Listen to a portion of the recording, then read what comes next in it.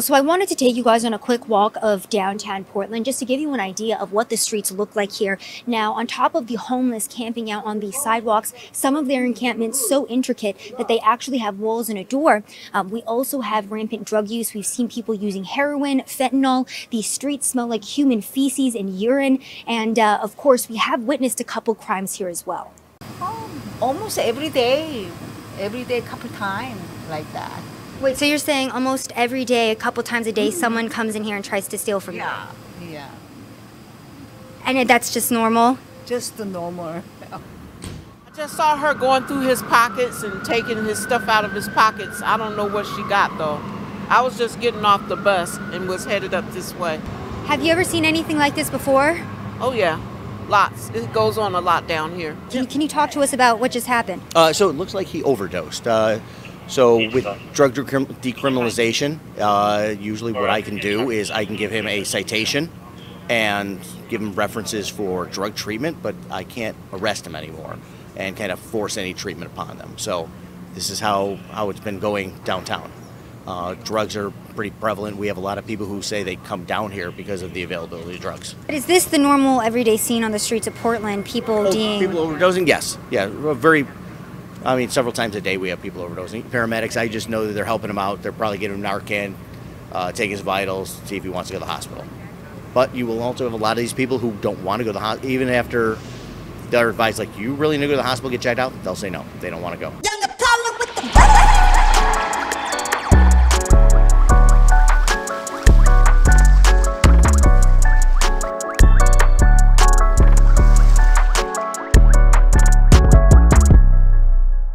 Okay, guys, you just saw some crazy stuff in that video, am I right? And I didn't know even how to speak about this, who we should talk to about this, but I thought, why not get the girl from the videos? And here is your reporter, journalist, Savanah Hernandez, who's also a contributor with Turning Point USA. Savannah, thanks for being on the show. Thanks for having me, Amala. I'm very excited that we are getting to highlight the reality of what's going on in the streets of America. Yeah, first of all, let's do a mental health check-in on you. Are you okay? Because I scroll through your Instagram and it's just like, Savannah is being yelled at. Savannah's standing in front of Antifa. Savannah's watching a man overdose on the street. How are you doing in life? Yeah, last week was definitely hectic. When I got to Portland, walking through downtown, in the course of 2 hours, I watched an attempted robbery and then a man overdosed in the middle of the street in broad daylight. And then, I went and I saw their entire homeless crisis throughout the week and then popped over to Nashville to Matt Walsh's event to go cover his, anti-child mutilation rally. And we had Antifa there screaming and hollering and getting very violent and aggressive and calling everybody Nazis. So it was an exciting week, to say the least. The two events were very different. But yeah, Portland was absolutely insane. And, before we started recording, I was telling you, I do have to take a day to truly digest what I saw on the streets of America when I do go on trips like this, just because it is so jarring and shocking that this is not a third world country. This is modern day America. Right, and let's talk about that and break that down. So you most recently went to Portland to check this stuff out, and you're talking about homeless encampments, drug usage, rampant crime just happening in broad daylight right in front of your face. Where are you seeing it? Is it truly all across the city? Because I know some people are going to retort back and say, well, you're seeking out those areas, you're finding places where the city's underserved, and it's not really happening in the main parts of Portland where residents are actually living. What was your view on that matter?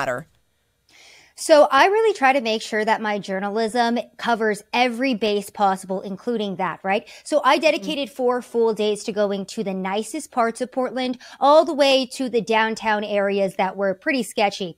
And even in the nicest parts of Portland, okay, this is high rises. You have nice stores and boutiques around, people probably paying way too much for rent. Even in these areas, you are still seeing the homeless crisis leak its way into these nicer places because of how horrific they have handled homelessness, the drug issue. Remember back in 2020, they passed Measure 110, which decriminalized hard drugs on the streets of Portland. There was actually a very nice area that I visited, and I went to go check out the Starbucks, which is going to be the third location closing down due to the fact that safety concerns are getting so bad for the employees. I went to the location to check it out. It looked like a very nice area. But again, at night, the homeless start coming out. You're seeing open drug use, fentanyl, heroin, meth. Okay. It's absolutely terrifying. And, it was just heartbreaking again, because like you're asking here, am I going out and seeking these things? No, I'm in the suburbs of Portland, and this is what the suburbs look like. I'm in downtown Portland, where people are supposed to be working their 9-to-5 jobs safely every day. It's not safe. I'm going to the nicest areas of Portland, and you are still seeing the crime and the safety concerns even in these areas. Yeah, and it's insane. I mean, we're no strangers to it here in LA, and if anybody's been to San Francisco and seen what's going on there, as you have, it's just insanity. I mean, open drug usage. You have a video on your Instagram and YouTube of a man showing you how he smokes his Percocet and how he does fentanyl, and it seems as though there is just no response to this, whether it's legislatively or from people in the community. They seem sort of desensitized to this. First, before we get to people in the community, did you see any sort of police presence or response to what was happening on the streets? Are they allowed to respond? Is there anything that they can do? So I actually did speak to a police officer. He was the first one on the scene when that man was overdosing in broad daylight. And he rolled up and first off, just to paint a picture of what was happening, this man is overdosing on the street next to exposed needles and a face mask because, safety first, while being simultaneously pickpocketed by another homeless woman. And so the cop that rolls up apparently already is familiar with this woman and chases her away, goes, I don't want to hear it from you. Get out of here. Chases her away, calls the fire department so the fire department can come and start helping this gentleman. As the fire department is tending to this man on the ground, I'm talking to the officer who shares with me that this is a very common occurrence. This happens about 4 to 5 times. I believe he said per day or per week. I'm blanking on which it is, but either way, 4 to 5 overdoses even a week is insane. He was saying that during the summer, because the weather is nicer, they're seeing this so often. He was saying they saw upwards of 4 overdoses within a 1-block radius at the same time because of how horrific the drug crisis is. And then if you go over to, again, the residents, they're saying that they're seeing an uptick in property crime because think about it. How are these drug addicts going to keep funding their addiction? By property crimes, by going and stealing people's properties and reselling it. So the scene over there is just degrading in every way, shape, and form. And the police just, there's not really much that they can do outside of go and try to revive the drug addicts that are on the streets dying. The one that I did speak to, who was on camera smoking a mix of fentanyl and Percocet, said he died 3 times last year. And so the police at this point are essentially just tasked with making sure these people don't die on the street and, they let them go. Wow. Okay. I can't say this is a particularly hopeful interview going on right now. Sorry. No, it's all good. It is the reality, guys, and we got to face the reality. I'm wondering if you spoke to residents. I'm sure you spoke to business owners. We're seeing a lot of corporations like Starbucks saying, we're taking our businesses, our franchises out of these areas because it's simply not safe for our workers there. How are residents feeling? Because in LA, I've done quite a bit of work with police officers down here, in South Central specifically, a pretty dangerous area, pretty crime-ridden, and it seems as though the residents just recognize, hey, this is my life, and this is where I'm at, and this is where I'm living, and we deal with it day in and day out, and there's not much change that's going to occur here. How is it in Portland and the other cities that you visited? So in Portland, remember that this is a progressive beacon, right? This is supposed to be the city that is the progressives' trophy of what their utopia would allegedly look like when their policies are passed. With that being said, the residents are telling me that because of the defund the police movement, they'll call the cops as the homeless are crawling through their windows. The cops just don't show up. On top of that, the police in Portland are told that they're not supposed to be pulling people over for low-level traffic violations. So we're now seeing people in Portland driving around without license plates at all. The resident that I spoke to said that she watched her neighbor's catalytic converter being stolen. And when she called the police asked for identification. She said, I couldn't give them any because there was no license plate on the vehicle that these criminals drove up in. So the residents fearing for their safety, as again, the homeless are just walking into their homes in the middle of the day. There's this app called Nextdoor. The resident that I spoke to said that the neighbors will just say, oh, I guess it was my turn to have my house burglarized. I guess it was was my turn to have my car stolen. She was even sharing how if you leave your car idling for just a couple moments, stories have emerged where the homeless or just criminals in the area will take the car and just drive off with it. Oftentimes there are children in these vehicles that get stolen. So the Portland residents just very aware that this is their life. They do try to call the police for help. There's no police response time because I would imagine the police severely defunded and overwhelmed. Oh my gosh. It's just, you'd think it's too crazy to be happening in the United States of America. As you referenced, a lot of the streets that you're going and reporting on look like third world countries, but it is happening here. And it seems like a lot of it is policy driven and progressive policy. I mean, we were looking at headlines the other day and reading through articles that said about 64% of Americans believe that progressive policy is to blame when it comes to what's happening in these cities. I'm curious where you think the cause is landing here, and what can we do moving forward from what you're seeing in cities to mitigate this problem and hopefully see ourselves on the other end of it?